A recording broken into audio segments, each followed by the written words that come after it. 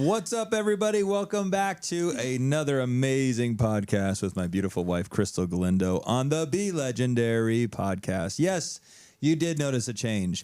We took out the word fuck average and just left Be Legendary.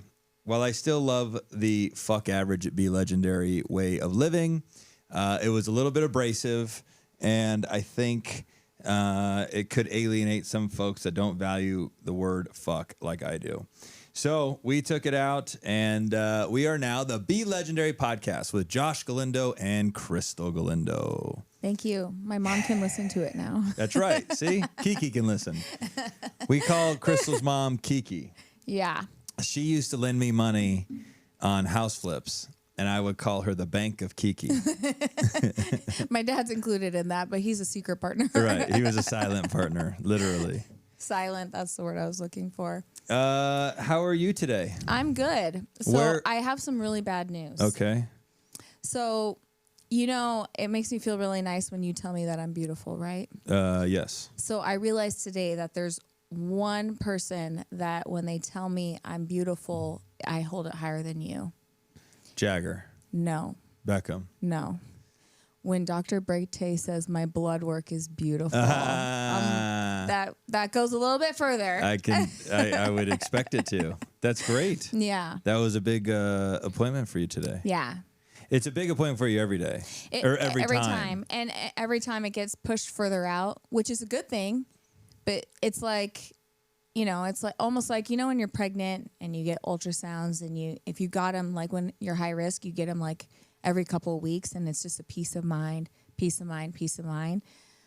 But when they're booked further out, it just means that you're healthy. They don't need to watch you, right? Mm-hmm. So my doctor's appointments were 4 weeks, 6 weeks, 2 months, 3 months. Now it's getting pushed out to like 4 months. And I'm like, that's good because I want it to be further out, which means I'm healthy. But you also don't get the peace of mind as like the reassurance, I guess, sure, as frequently. Dr. Brete was no joke. No joke. I wonder sometimes if he threw the whole book at you. I think he did. But I don't know if he would own that. You know, like I pulled out the nukes, the artillery, the ground forces, the air forces, the sea. I mean, like, because other people I've talked to that have gone through the cancer journey, mm-hmm, substantially less radiation, substantially less chemotherapy sessions. Yeah. Like substantially. Mm-hmm. Like I have a buddy of mine who's going through it right now with his wife, mm-hmm, 4 different type of cancer, which I think calls for different types of treatment, but 4 sessions of chemo. That's it. Yeah. And surgery before. But anyway, so my point is Brete, I love that guy. And I love that he threw the whole book at Krystal. Mm-hmm. And now we're sitting here where you can almost freely chuckle about how incredibly healthy you are. Yeah. It's awesome. Yeah. It's fucking great. It is fucking great. Yeah, it is great. At this point, you're kind of like, oh, yeah, it's good. But, you know, it's just like anything. You could get the alternative news, and all of a sudden you go, whoa, that good news was really, really good news. Yes, yeah, like some perspective. I would say I agree with you because I met someone yesterday. I was stage 1B. I met somebody yesterday that was stage 3, that she just had her surgery first, but she's doing the 4 rounds that are spread out by a month like I did, the AC, and then the 12 weeks of Taxol. So she's getting 16 rounds of chemo just like I did for stage 3, but I was stage 1B. Wow. So I think you might be right. Fucking great, honey. Yeah, that's awesome. Congratulations. Thank you. Yay. Thank you. Yay. I know. I think I had a perspective shift yesterday. I mean, I'm always grateful, but sometimes you need like a little reminder to, I don't want to get emotional, so I'm going to try to keep it. But I went to an event yesterday. One of my friends that I met through like my cancer journey, her name's Ashley. I actually have a couple of Ashleys through that, but her name's Ashley.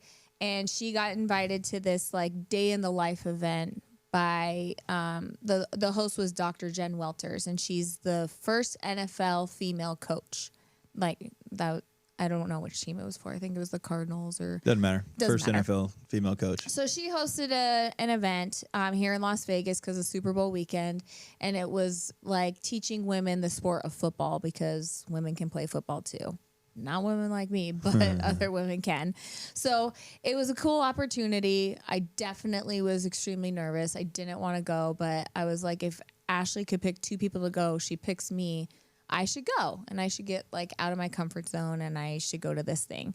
So my understanding, which I don't know how I misunderstood, I thought it was an event just for like people going through cancer or cancer survivors. Like I thought it was all women that had some sort of experience with cancer personally. So, and it was like a football fitness event. So I get there at 9 and it went all the way till 3:00, which I'm Crazy. extremely sore today, but I'm really glad I went.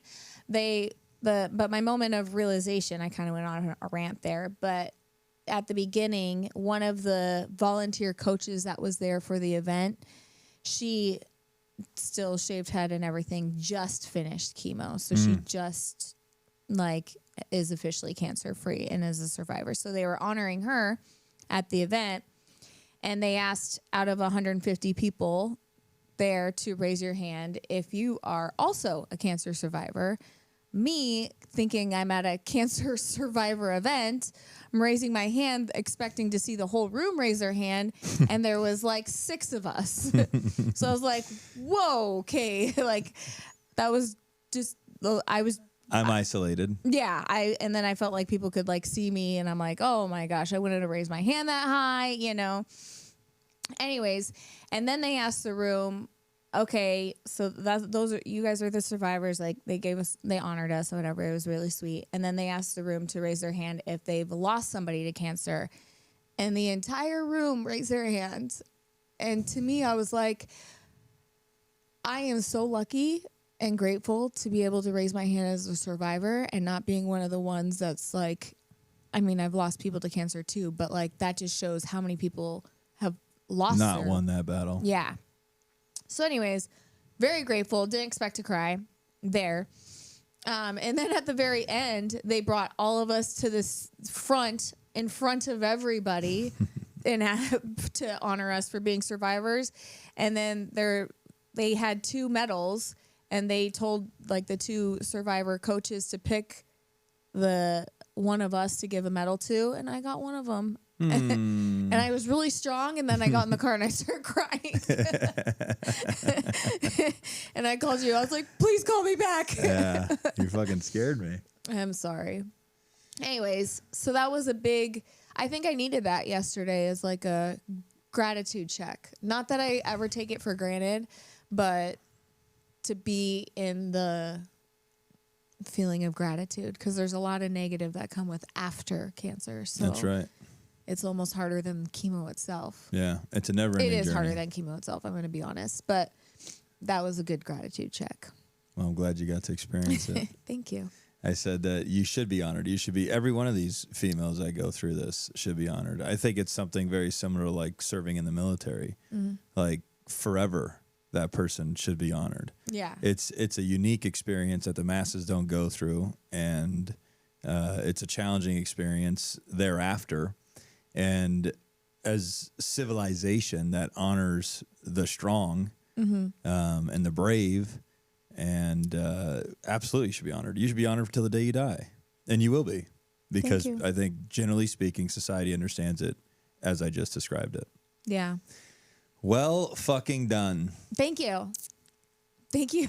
Well done. Thank you for sharing that. Yeah. Yeah, I think that's powerful. It's powerful. So current events, so that we can get a read on what time of year this is. Okay. Super Bowl is this weekend. Yep. Okay.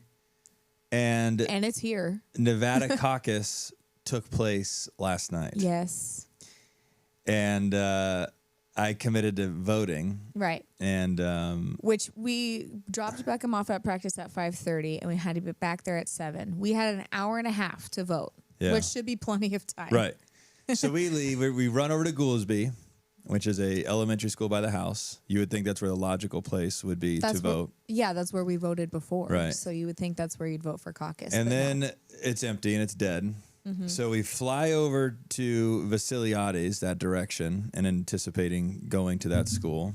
And then we realize that that's not where we're voting. Somehow they fucking park this voting thing at a fucking wedding venue. Yeah. I'm not kidding. At a wedding venue. Yes. It's tucked in the back of this office development complex off of Rampart.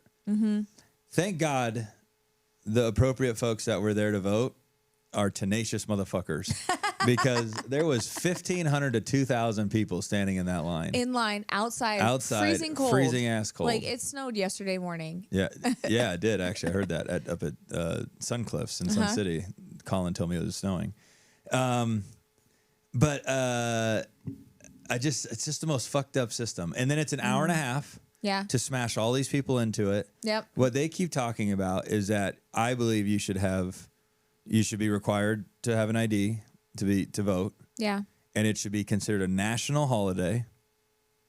National holiday. The whole fucking country's off. Okay. And then you get the results within 24 hours or the same day. Yeah. And that's what they did last night. I don't know if you understood that, but we watched people standing in line to vote and we knew who won 2 hours later. Yes. But to the ID thing, because of course people, which I highly doubt anybody listening to this is on that train, call that voter suppression. If you don't have an ID and we ask you for an ID, we are discouraging you from voting. Okay. I can't get into Los Prados golf course without a fucking ID. Yeah. I can't go into my gym without proof that I'm a member to my gym. But people can vote for the American president without a fucking ID. Yeah. Okay, and here's the other thing. I think it's propaganda and bullshit from the Republicans too. Because the reality is I have never gone to vote without my ID. They ask me every time. So this whole idea that it doesn't exist, I don't think that shit's true either. Am I wrong, Krystal? Have you ever rolled up and been like, no ID, please? No, they always ask you for your ID. Yeah. So actually, I think that unless there's some weird state, city, county, something where people don't need an ID, I actually think everybody needs an ID to vote. Maybe there's just like a certain location you go to that you don't need an ID. Like the big secret one. Like if you don't have an ID, go here. Yeah. That secret location. Which I'm also wondering, how do people drive there if they don't have an ID or a driver's license? That's probably right next to the Texas border. Right when they cross over, no ID, need to vote. Stop here. You have to go through. You have to vote to get into the country. Right?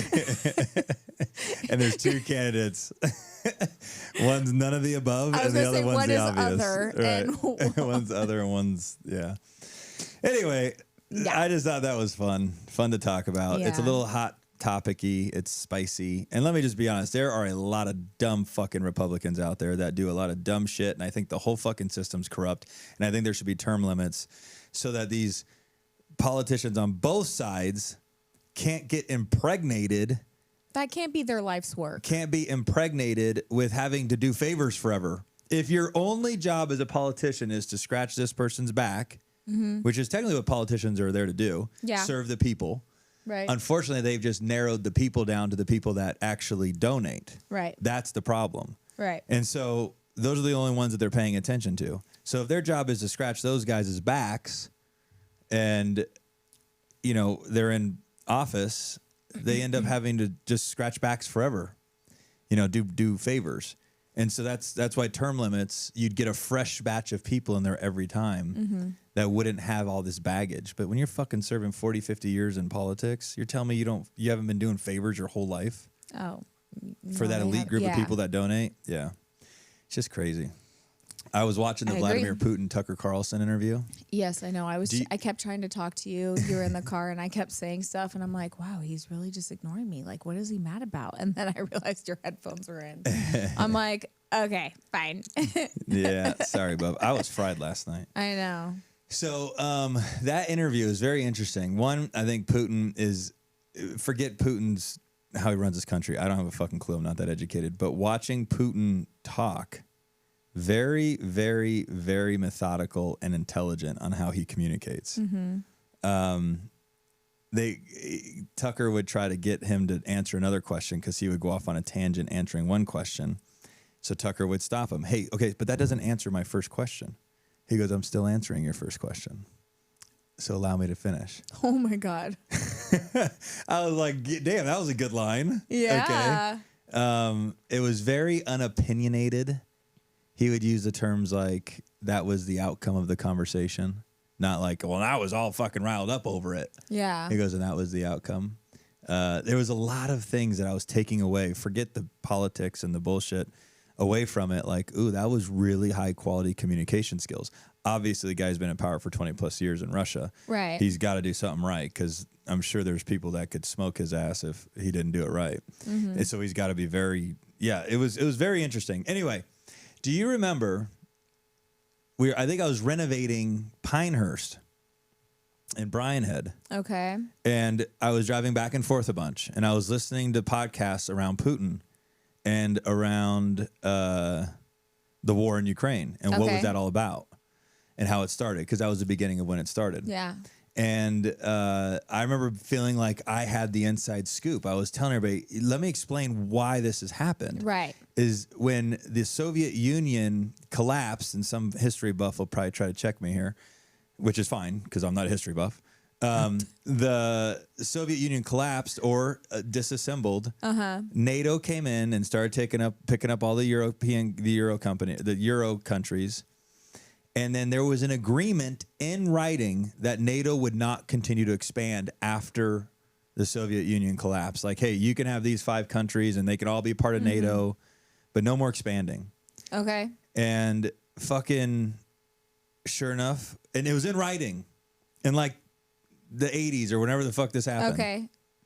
Sure enough, NATO's like, took another one. And then took another one. NATO expanded 5 times, and I read this shit 2 years ago, or a year and a half ago, whenever the fucking war started. And Putin was like, and in this interview, he reiterates all of this. Yeah. And I just learned this from a YouTube video. And in the interview, Putin said, I have all of this documented. I said, guys, we had an agreement that you weren't going to continue to expand. Yeah. You've expanded. I'll forgive that one. Guys, you expanded again. We talked about this. It's called the something agreement. It's a very weird word. Like, I don't know. Anyway, so I don't even give a fuck. I'm on a tangent. If you're interested in this shit, then, and if you're not interested in this, you're not paying attention enough. So finally, they're like having talks with Ukraine to enter NATO. Could you imagine for half a second if Putin called up Mexico and said, hey, Mexico, China, South Korea, there's different ones I can't think of, countries, these Iran, the Middle East, those homies all got together. They got their own thing. I can't think of all the countries. And he calls up Mexico and goes, want to join our alliance? What do you think United States would do? Right. United States would have a fucking meltdown. Yes. If they're like, Russia's alliance is going to share a border with us, fuck you.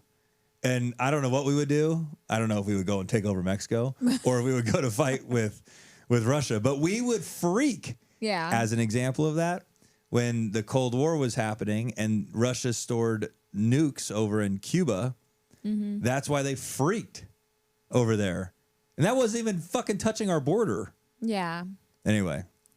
I get it, but I actually also I thought it was a very good thing for America to just hear. And this guy is a history dude. He is so smart. He went back to fucking like BC on how this all unfolded all the way through World War I, World War II, into every BC, babe, that's before Christ. Dude, he was talking like fucking 800. Year 800, not 1800. Yes. Oh my God. No, I'm not kidding. Okay. No, he was back in the medieval times. If you go listen to this, and he's referencing names and like, I'm like, dude, Putin's fucking reading up on his shit. And he's like, I have everything. They have it all documented. They have archives of everything.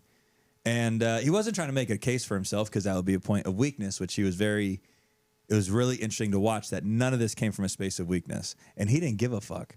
He was, and yeah, anyway, I don't know how he runs his country. I don't know how he treats his people. I don't know what his human rights perspectives are. Yeah. But it was a very fascinating interview. I just think it's very interesting. So he just really quick, and this might sound like very green and naive, but there's a lot of green and naive people if they're still listening to this podcast. But you're saying like, okay, there was agreement signed. I'm saying that for sure. But how many times have countries like not have gone back on what they've agreed to? Like that, I don't feel like that sounds super surprising to me. Like nothing, what is held, like what is so valuable that's held is supposed to be your word in a document, right? That you can't go back on. But I feel like all of this shit is like. I'm going to counter that. When the United States was established, okay, how many times have we redrawn our border? I don't know. Exactly 0. Aside from bringing on colonies like Alaska, Hawaii, yeah, Cuba, and not Cuba, the other one. Or, what's the other one? Where Jason just moved? Puerto Rico. Puerto Rico. I remember. Oh, did you? I just saw you look at him. Anyway, yeah, none. No, redrawing your border is fucking serious. But anyway, okay. All right, I went down that whole road, but I think that interview was very fascinating. I'm still not done with it. Tucker Carlson is an expert interviewer, and everybody's attacking him.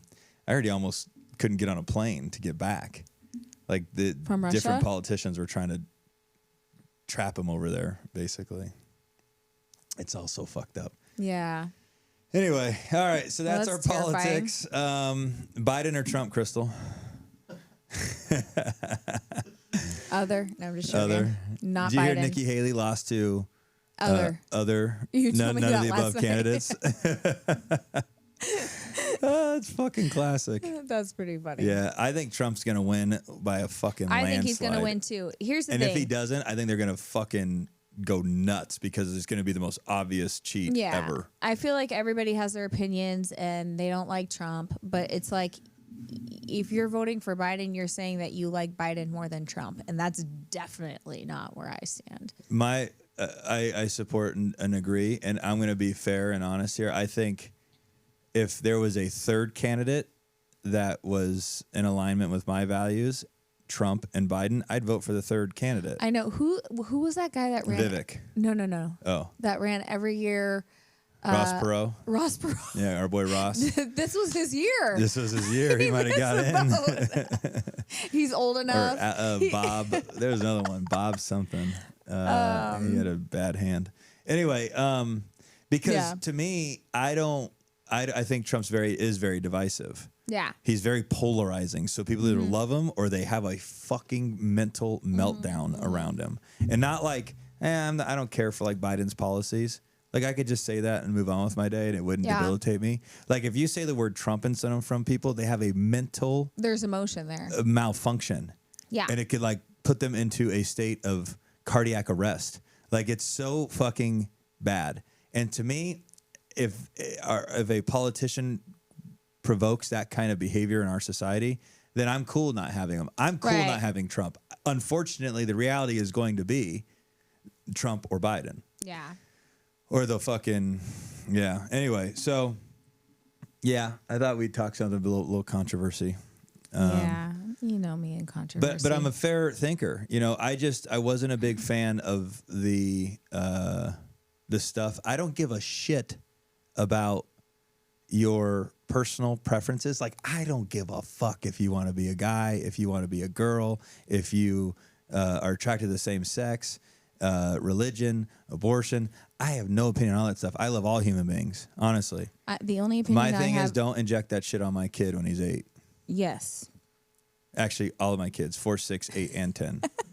You know what? And honestly, if Beckham turns 18 and goes, Dad, I want to be a female, I'd love him. I'd love the shit out of him. Yeah. I would. And I know it would take some processing, I'll be totally honest. But in time, I would heal, and I would love the shit out of him. I feel like he'd need to wait till he's 22. Isn't that when your frontal lobe is fully developed? 25. Frontal lobe? Frontal lobe. Frontal lobe, your That's decision like making. Yeah, logical decision making part of your brain is not fully developed until you're 25 or 22, whatever. Yeah. All There I you know, go. Anyway. and I agree with everything you said.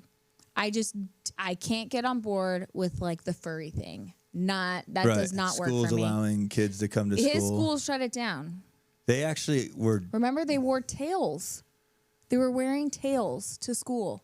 Yeah, and then that one of our cousins, or Anthony's cousin, came and was hanging out in our house. That was from Ohio, and telling us that in Ohio they actually had like kid litter boxes for these fucking kids. That was in high school, yeah. Are you fucking kidding me? I thought this kid was just blowing smoke. No. And now in elementary school there was kids rolling up being furries. Furries?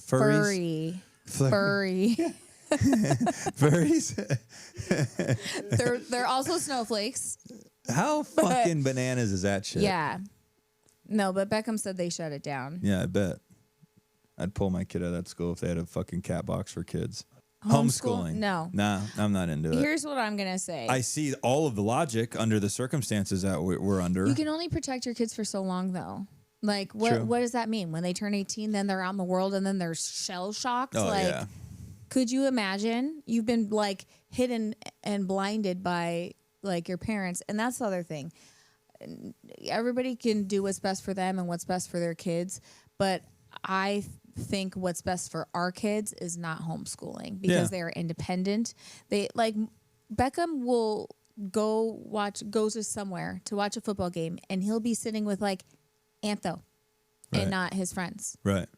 Or Monster Jam. He's sitting with Brandy and not his friends because he's just mature and can get along with adults. If he's homeschooled, the only adults he's going to interact with is us, and kids, he's not going to know any kids. He's going to be even worse. It's, I think, a proper term, to your point, is whatever is best for each family they do. Yeah. It has served our family really well. Right. And I'm a product of public school.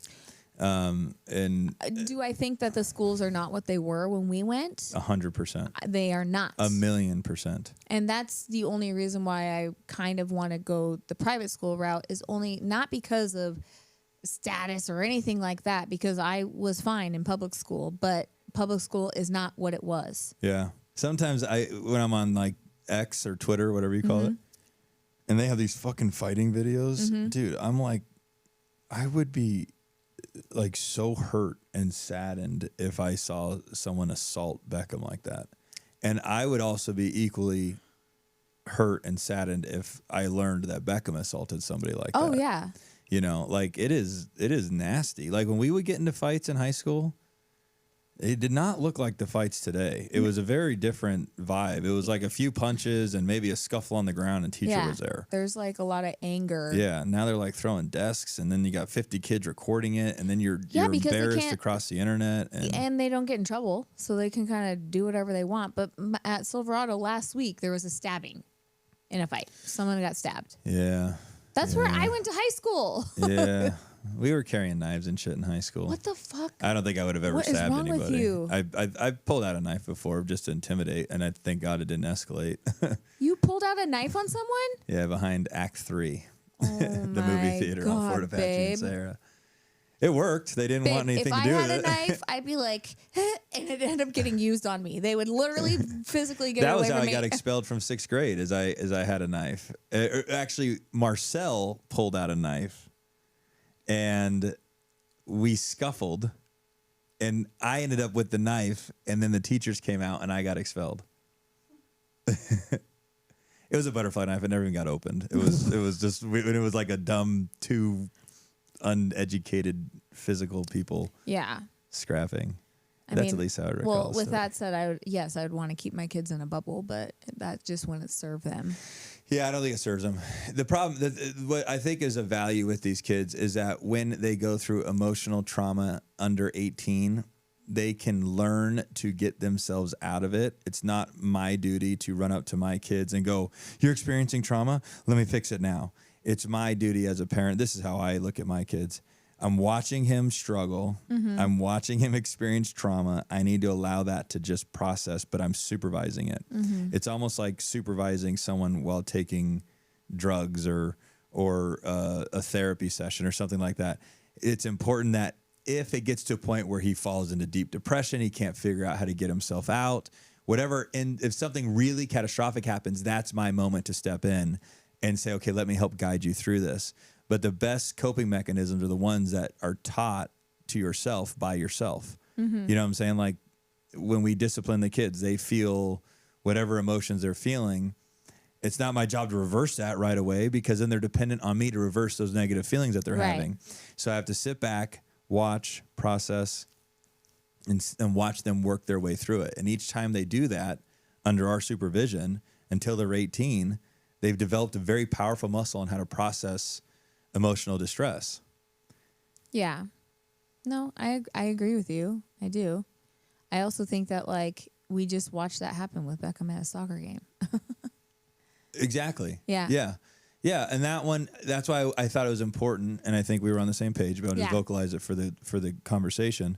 He was extremely upset. I don't think he's ever personally experienced that type of upsetness. No, I've never seen him frustration, like that before. anger, whatever, fear, adrenaline, all of it, combined into one. And I thought it was important to allow him to express all of that, because I know as a man, and as he's becoming a young man, there's no encapsulating that. It's not a choice where you could go, okay, stop, hold it in. I don't think that. So it was almost at that tier of frustration he was at.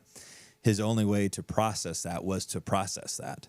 And then we can talk to him about how when he to me, this is how I learned it, because I used to snap into that space. It was a very nasty space.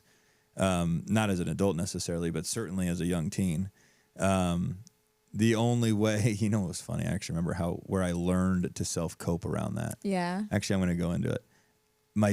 Do we give a backstory on what actually happened so that they can... He got into a fight in soccer. I don't think we have to go into deep detail, and I get why you're saying it, so it doesn't perceive as Beckham's this angry little kid. He got fucking circled by the entire other team and punched in the back. And for a moment, I was concerned that they were going to fucking jump him. Yeah. It was that hot of a 10-year-old soccer game. But he just was in their face. Yeah, but my little man, he fucking held his chest up high and was like, no, He's like, do it. Yeah, I think I'd have ran. But he'll learn. He'll get punched once and probably not do that again. The next one time he'll run. But I had a dog named Jordan. It was a beagle. We lived in Spanish Trail. In a very modest home in Spanish Trail, mainly for security because my mom worked so much. We were far from rich. This dog would get out, and if security had to bring it back, it was a $25 fine. If the dog got out the second time, $50 fine. Third time, $75 fine. Fourth time, $100 fine, etc. It always went up $25. What's with you and your dogs that get out? I've had fucking beagles. I need to stop having beagles in my life. Beagles are notorious for escaping. You go and Google it. It's the wildest YouTube videos you'll ever see. These fucking dogs, they could have got El Chapo out of jail. All El Chapo needed in jail was a beagle, and he could have got out of jail. It's fucking miraculous to watch what these dogs can do. There's cameras watching them escape. Okay. Anyway, so this dog kept getting out. And I was like, I'm going to build a wooden wall out of the material I had in the garage. And really what it was, and I can't believe I did it, looking back, it was all of the shelving out of the built-ins. Oh, my God, Josh. Now that I think How about old it. were you? I don't know, probably a little older than Beckham. So, your mom? Oh. I know, my poor mom comes home, and all of her built-in shelves have been used and screwed into for a fucking fence. Anyway. Obviously it's not appropriate material. The fence keeps falling over because those shelves are heavy as fuck. And I'm trying to screw them together and create this little barrier before he's able to get to the next gate. I wasn't thinking very logical. He could have very easily jumped over this barrier. I'm building it, and it keeps falling over, and I'm getting so frustrated. I could feel it inside of me. And I'd pick it up, and I'd go to screw it in again, and it'd look fine. And then I'd grab the next piece and touch it, and it'd fall over. And at that moment, believe it or not, is where I said, it's not serving me well. And I don't remember what I said in my head at 13. But I'm like, it's not serving me well to keep getting frustrated.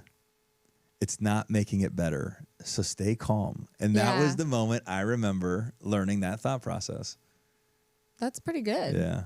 But Beckham will have to learn that. And what will happen is that when he's escalating to gears 6, 7, 8, 9, 10, at like gear 6, he'll be able to assess, okay, I need to chill. I'm gonna tap into. I don't want to get into 8, 9, or 10, and Right, nobody wants to get right, into 8, right. 9, or 10 because there's no chilling once you're in 8, 9, or 10. It's stuck. You're in stuck mode till you express that frustration and then revert back to 6. But he'll learn 6. Okay, this is Dangerville. I need to make a conscious choice right now to change my atmosphere to make myself calm down. This is some in-depth ass parenting shit. That was I'm pretty telling good. That was pretty good, though. Beckham's gonna be a fucking killer. Could you imagine if we homeschooled him and what he would do in that situation? Oh no, what he would would have happened? He would have ran. He'd have been like Forrest. We're like, where are you running? He'd I'm just going kept to the running. van. He would have been so scared. Yeah, And then he would have felt super defeated instead of like, accomplished. yeah. Yeah, tough. Anyway, so for him, it doesn't serve him to be. So we found a homeschooled. razor in Beckham's shower. Yeah. I'm thinking a black hair squirted up. No, I feel like I think I know what happened. What? I think Uh-oh. I think Kennedy took my razor. To shave her armpits. Yeah. Because that little bitch is getting black hair in her at She 8 has years like old. 3, but Still. yeah. No, I don't want them to think that her pits look like yours. She has 3 hairs. I helped her shave it the first time because she didn't want it. And understandably, she's in 3rd grade. And then I haven't helped her shave it in a while. And all of a sudden, my razor's in Beckham's room. Oh man. So I think that's what it was. Dude, our whole parenting journey is about to make a different trajectory. Yeah, I'm not excited. Where Bex is, Kinsley's already kind of a snot. And she's naturally a snot. Yeah. Yeah. And you say I fight with her? Why do you think I fight with her? You fight with her. I do not. Yeah, you have. She's got an attitude. She didn't have an attitude a few years ago, and you were still Babe, fighting with her. Listen to me. Okay, I'm going to tell you what she did the other day. She's blowing a whistle, which I should have just thrown this whistle in the garbage the second Agreed. I heard it. Agreed. But I said, Kinsley, I'm not going to take the whistle away, but we're in the car. Okay, that's very loud. Can you just blow it when we're outside? I'd have thrown it out the window. Okay, listen. Yeah. Okay. Blows it again. I'm like, if you do it again, I'm going to throw the whistle away. Okay, I won't do it. This bitch rolls down the window, sticks her head out, and is blowing it out the window so it's closer to my ear. And I'm like, give me the whistle. No And way. she's like, it's not inside. And I go, Kinsley, are you inside the car blowing the whistle? Yeah, but I'm blowing it out the window. I go, that's still inside. She goes, not really. Oh, man. Yes, that's an ass whooping. Yeah. I said, give me the whistle. Give me the whistle. And I took it and I threw it in the passenger side of the car. That's the funniest part about it, is that the whistle's still in your life. I'd have thrown it out the window. Yeah. Chris was like, I'm gonna end this right Well, now. technically- Give me the whistle, and I'm putting it up front for next time you get in the car in case you want it. Okay, this is the thing. It wasn't even her whistle. It's Jagger's. So really, should I throw it away? Jagger doesn't deserve a whistle either. It's just like the fucking piano. No kid, listen, parents, don't buy your kid the fake bullshit kitchen set. Okay, I'm gonna throw they you a bone love right. it. Yeah, but the parents don't. I'm teaching you how to create preventative maintenance around your sanity as a parent. Never accept the mini kitchen. Babe. Okay, never ever accept Legos. Never ever accept a baby piano. Ever. That one was the worst. Babe. And then the other thing is tap shoes. Never ever fucking, if somebody buys your kids tap shoes, throw them away immediately. I'll give you the tap shoes, but the other ones I'm gonna have to counter because I feel like Legos? it's a little bit of a selfish play on your part. No, it's not. Yes. How else are they going to be creative with things? You want them to imitate doing things in the kitchen. You want them to try to learn how to do that in their own, like. No. Yes. No. I know you're thinking about it. I can see it on your face. It was a lightly logical statement. Yes, it's very logical. It was lightly And logical. I Legos, could teach them more cooking eggs than they'll ever learn with their fake bullshit kitchen in one egg teaching session. Babe, you're going to try to teach them at 2 years old how to cook an egg? No, not at 2. Exactly. So they can fake cook an egg. Let them be entertained. That's See, to the me, other that has thing. nothing to do with your imagination. That is absolutely debilitates your imagination because every single thing that your imagination would create imaginarily has been stripped.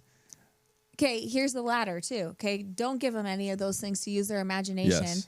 And then they're sitting in your face wanting you to play with them or entertain them, or they can't do anything on their own. They can't be independent because they're restricted to fucking one coloring crayon and a piece of paper. Because if it was up to me, we'd have no coloring books, no crayons. I actually listened to the Mackins today, and I was crying laughing because they had a conversation how he said he just randomly throws toys away, and she's like, how dare you throw the toys away? I'm like, I feel like I'm listening to ourselves. It's that. Here's the advice for parenting. Whoever is the cleaner, doesn't have to be a guy or girl, whoever's a little bit more OCD, every time you see a toy in a place that it's not supposed to be, just pick it up and put it in the garbage. I do. Oh yeah, Krystal does. But you know what? I'll go on like rants. No. Fuck this. We're throwing all this shit away. That Throw all the toys away. I don't care. is okay. So funny story. I support you, Louise. So like, okay, maybe 4 years ago. I think it was 4 years ago. 3 years ago. 3 years ago. My mom and I think you and Brandy, whatever, Mother's Day, got my mom, my sister, and me all massages at Lake Las Vegas. So it was like an outing for us to go get a massage, right? And this is right after Kinsley's birthday party, like a week. Okay, so Kinsley got new toys for her birthday, and she's too young to like even use the toys, whatever. So I go out on my supposed to be enjoyable day with my mom and my sister, and I come back and I'm like, where's all of Kinsley's new birthday presents that she just got? And you're like, oh, I cleaned out the toy room. I'm like, you did what? I'm like, where are the bags of toys? You already took them to Goodwill. I'm like, what the fuck? I'm like, and guess what? That's the sure bet. It ain't Babe, coming back. here's the thing. I have 2 massages still waiting to use, and I'm too terrified to go use it because you're going to throw away everything. You said, I asked Beckham if he used this. Oh, yeah, he used the baby doll that Kinsley got 2 days ago for her birthday. Of course he told you to throw that shit out. I'm waiting for you to go on and use those massages. I've been wondering why you haven't. I'm going to wait till you go on a guy's trip, and then I'm going to... There's nothing of mine to purge. No, I'm not going to purge. I can purge. I'm not going to purge while you're gone. Honey, I'm where'd gonna my go Lamborghini go? it's at Goodwill. No, I'm going to go get my massage while you're gone when it's safe. It's a safe zone. Yeah. Nah, if you don't slowly throw shit away, your house will fucking look like kid though. disaster. Tell me I agree. No, okay. I agree with you Thank that you you. do, but you got to have maintenance too. And without the maintenance, the house will look like a disaster. That's the best part. I'm like, oh, the person that's not even here when they're utilizing the toys gets to pick which ones they keep. You don't even know which ones they play with. I remember. Don't even know. I have no fucking clue. And then you throw away the ones that are on top of the toy bin. The top is generally the ones that are being used, correct? You literally, we had that metal toy bin, and it was like all just the skimmed ones the top. Yes. Yeah. I just had to be able to close it. That was with no logic. There no wasn't. logic. If my logic was, how do I get this lid to close? And Kinsley, who can't talk, freaking throw away her shit that she just got. I'm like, Kinsley, is this your toy? The best is when they're like, Mom, do you know where this went? I'm like, nope, ask your dad because he probably threw it away. Listen, here's I'm going to end this one with this. Here's how crazy Krystal could be. And her dad and I fucking laugh about this. I will throw a fucking car away in the garbage. 2 weeks later, I'll see the fucking car back in the room. Dude, your dad will throw shit away. Your mom will go in the garbage and grab it and Rick opens the cupboard and is like, am I fucking losing my mind? I was sure I threw that away. That is some fucking psycho ass shit. I'm just going to say it. No, it's not. I can remember. I remember the couple things I took out. But there's also many things you throw away that I leave. Thank you. But she checked. Exactly. Luis, I did a video one time on TikTok, and I was like, here are the 6 ways you can really turn on your husband quickly. I picked up a dart, threw it away. Picked up a car, threw it away. I threw away 6 of the kids' toys just for that video. I was a happy man. All right, that was a fun podcast, baby. Right. You want to end it with anything? Something positive? I wore vibrant colors today to be... Your outfit's a 10. And you look beautiful. Thank you. I'm so grateful that your health is a 10. Me too. I'm so grateful that my children are healthy. Yep. I'm so grateful for all the incredible, empowering human beings that we are surrounded with every day. Yes. I'm thankful for all of the beautiful things that our businesses are doing for the community and for others. And I'm grateful for my health. Yes, me too. I'm All grateful right. you're. Okay. All right. If you I haven't love said you. anything that is in relation to gratitude, I would challenge you to go out there and say something that you're grateful for. Yes. Over and out. Love you. Love you.